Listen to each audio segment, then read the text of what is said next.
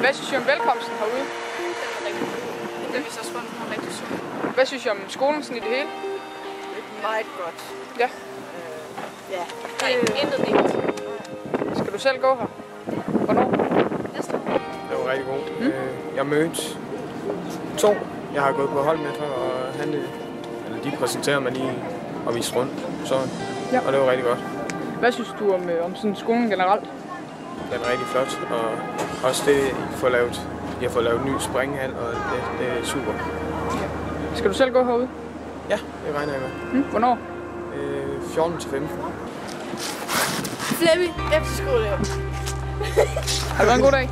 Det var en rigtig god dag. Ja.